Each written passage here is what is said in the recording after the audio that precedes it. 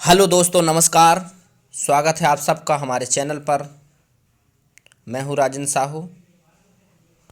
समसामयिक विशेष के इस अगले एपिसोड में आप सबके बीच लेकर आया हूं चौरी चौरा कांड शताब्दी वर्ष पर एक विशेष वीडियो, जो कि बहुत ही इंटरेस्टेड होने वाला है।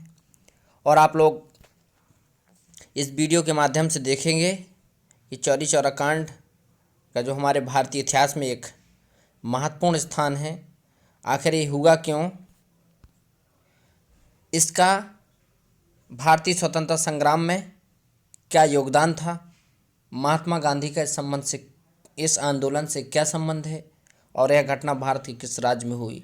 ऐसे सभी पॉइंट्स पर मैं चर्चा करूंगा और हम लोग देखेंगे कि चौरी चौरा कांड के पीछे आखिर कारण क्या था, जिससे भारतीय इतिहास की एक अमूल्य जो घटना हो गई, जिसका कोई मूल्य नहीं, क्योंकि ये घटना ऐसे समय हुई जिससे जो महात्मा गांधी के साथ साथ पूरे भारतीय जो स्वतंत्रता संग्राम चल रहा था, जो स्वतंत्रता संघर्ष चल रहा था, इसको पूर्णतः प्रभावित किया।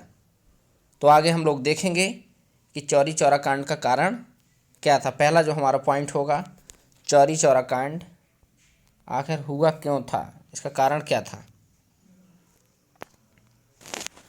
अभी थोड़ा सा एक पॉइंट और पहले मैं आपको बता दूं कि उत्तर प्रदेश सरकार द्वारा चौरी चौरा शताब्दी महोत्सव मनाया जा रहा है, जो 4 फरवरी 2021 से 4 फरवरी 2022 तक पूरे एक साल चलेगा। प्रदेश के सभी 75 जिलों में इसकी जिले स्तर पर रैलियां होंगी, समारोह होंगे, विभिन्न प्रकार के कार्यक्रम रखे जाएंगे। जो चौरी चौरा कांड में शहीद हुए हैं, चौरी चौरा कांड ने भारतीय इतिहास में क्या मिट छाप छोड़ी, इस सब पर चर्चा होगी और भारत के लोगों को इस सब कांड जो हुए हैं इनके बारे में और अच्छे से जानने का मौका मिलेगा। चलिए हम लोग देखते हैं तब चौरी चौरा कांड। चौरी चौरा कांड 4 फरवरी 1922 को ब्रिटिश भारत में संयुक्त राज्य चौरी चौरा जो कांड है वो 1922 4 फरवरी 1922 को होता है। और ये उस समय होता है जब भारत अंग्रेज़ों का गुलाम था, ब्रिटिश राज भारत में चल रहा था। और जो हम आज वर्तमान में उत्तर प्रदेश में हैं, इस उत्तर प्रदेश को पूर्व में संयुक्त राज्य कहा जाता था। और इस संयुक्त राज्य के गोरखपुर ज़िले में चौरी चौरा जैसी घटना हुई। और इस घटना के पीछे कारण क्या था कि जब असहयोग आंदोलन में भाग लेने वाले प्रदर्शनकारियों का एक बड़ा समूह पुलिस के साथ भिड़ जाता है।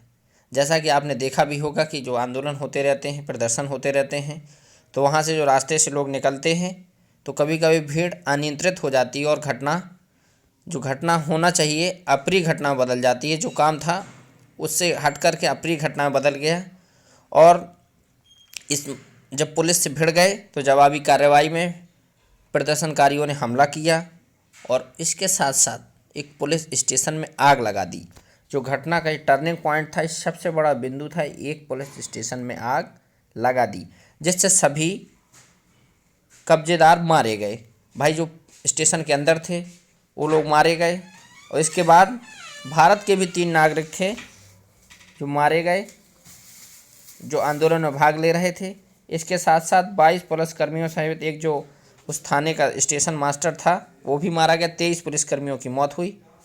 महात्मा गांधी जो हिंसा के सख्त खिलाफ थे, क्योंकि आप जानते हैं कि महात्मा गांधी असहयोग जो आंदोलन चला रहे थे, उनका जो एक अपना खुद का व्यू था कि हम अहिंसा पर काम करके देश को आज़ाद कराने का कार्य करेंगे। लेकिन जो घटना होती है हिंसा की हो जाती है।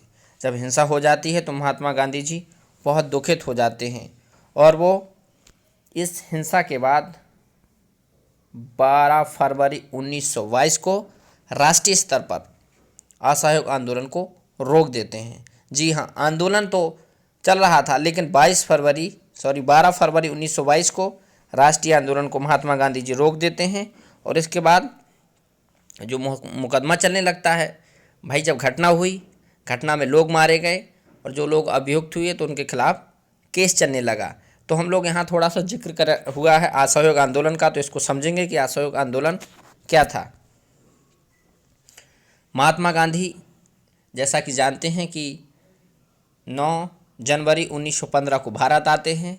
भारत आने के बाद भारत में विभिन्न प्रकार की जो घटनाएं आप देखेंगे कि चंपारण सत्याग्रह हो, अहमदाबाद मिल वाला हो, चखेड़ा मिल हो।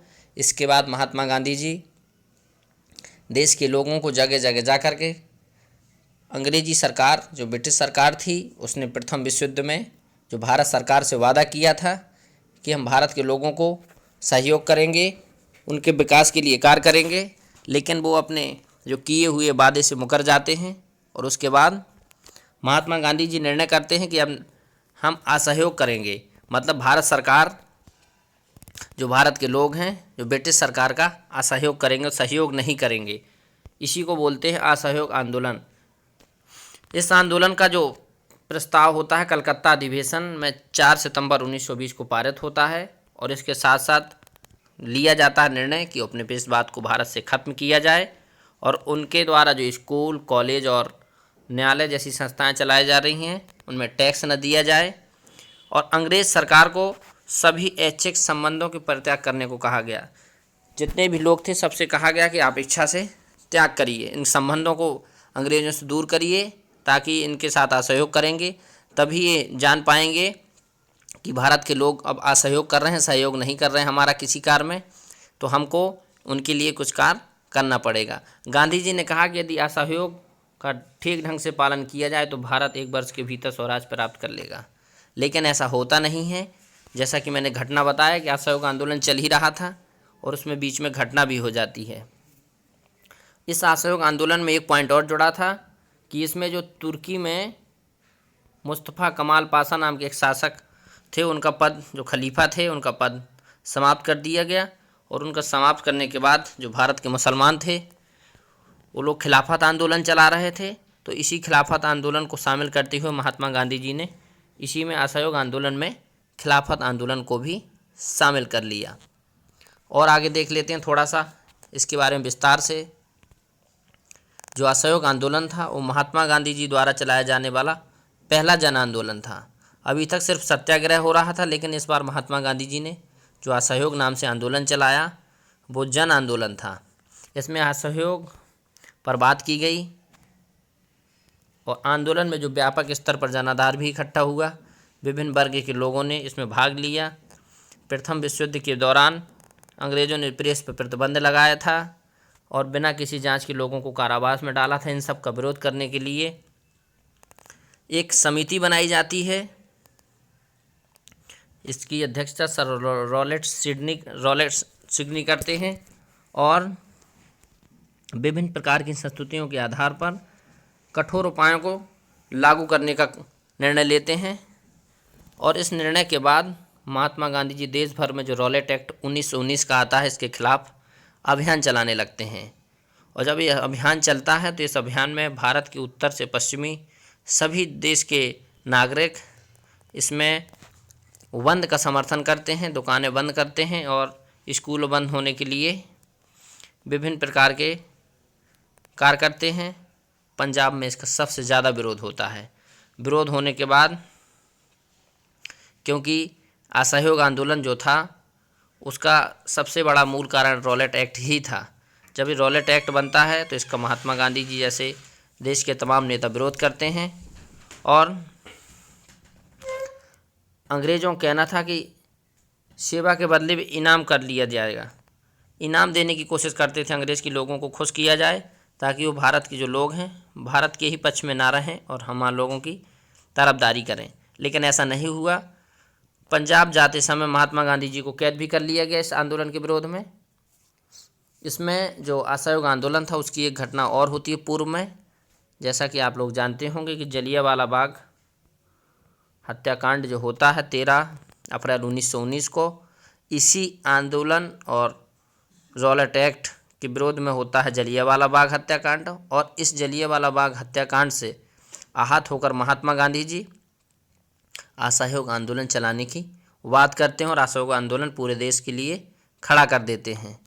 इस कांड में जैसा कि हम जानते हैं कि लगभग 1200 लोग मारे गए और 1,500 से 2,000 लोग घायल होते हैं। ये जो नरसंहार था जलियांवाला बाग, इसका सबसे बड़ा कारण था कि रॉलेट एक्ट का विरोध और उस विरोध की वजह से सरकार ने लोगों को बहुत बड़ी मात्रा में नरसंहार करवाया और लोगों के लिए जो आंदोलन खड़ा करने के लिए बेबस कर दिया। इसके बाद हम लोग देखेंगे कि थोड़ा सा चौरी चौरा कांड जो हुआ भारत सरकार के 100 वर्ष होने की, उसमें भारत सरकार शताब्दी महोत्सव मनवा रही है ताकि लोग जान सकें कि क्या चौरी चौरा कांड था। चौरी चौरा कांड की हमारे देश में जो हमारा संग्राम था, अंग्रेज़ों के खिलाफ लड़ाई चल रही थी, इसमें क्या भूमिका थी। इस सब पर हमने वीडियो में चर्चा की और ऐसे ही अगले समसामयिक विशेष को लेकर के फिर अगले वीडियो में हाजिर होऊंगा। तब तक के लिए धन्यवाद।